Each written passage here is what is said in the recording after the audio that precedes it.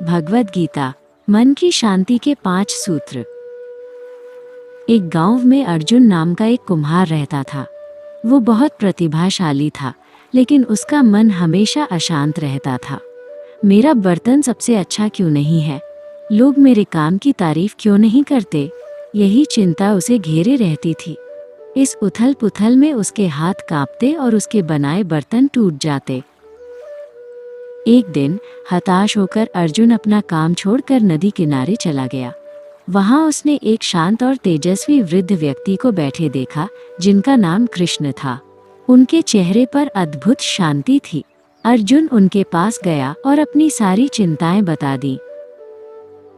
कृष्ण मुस्कुराए और बोले, अर्जुन, मन को शांत करने का पहला सूत्र है, कर्म पर ध्यान केंद्रित करो, फल पर नहीं। उन्होंने एक माली की कहानी सुनाई, जो हर दिन अपने पौधों को प्यार से पानी देता था, ये सोचे बिना कि उसके फूल सबसे सुंदर होंगे या नहीं। उसका आनंद फूलों की देखभाल करने में था, प्रशंसा पाने में नहीं। दूसरा सूत्र है, कृष्ण ने कहा, सुख और दुख में समान भाव रखो। वे मौसम की तरह आते जाते रहते हैं। उन्होंने एक विशाल पर्वत की कहानी सुनाई, जो धूप की गर्मी और तूफान की मार दोनों को शांत भाव से सहता है, क्योंकि वो जानता है कि कुछ भी स्थायी नहीं है।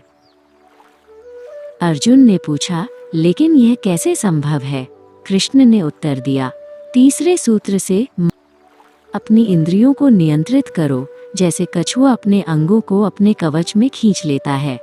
जब तुम्हारी इंद्रियां बाहरी दुनिया की ओर नहीं भागेंगी, तो तुम्हारा मन अपने आप शांत हो जाएगा। चौथा सूत्र है, स्वयं को जानना। कृष्ण ने आगे कहा, तुम ये शरीर या ये बेचैन मन नहीं हो, तुम इन सब के पीछे के शांत साक्षी हो, उस आकाश की तरह जो बादलों के आने जाने से नहीं बदलता। कृष्ण ने अंतिम सूत्र बताया। पांचवा सूत्र है, समर्पण। अपने सभी कर्मों और उनके फलों को ईश्वर को समर्पित कर दो। बस अपना सर्वश्रेष्ठ करो और बाकी सब उस पर छोड़ दो। जैसे एक नाविक अपनी नाव पूरी ताकत से चलाता है, लेकिन उसे किनारे तक ले जाने के लिए नदी पर भरोसा करता है। इन 5 सूत्रों को सुनकर अर्जुन के मन का तूफान थम गया।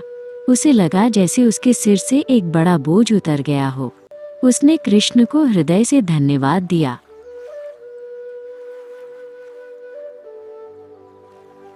अर्जुन अपनी कार्यशाला में लौटा।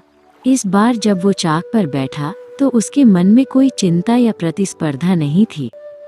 उसके हाथ मिट्टी को प्यार और शांति से आकार दे रहे थे। उसका पूरा ध्यान बस अपने कर्म पर था।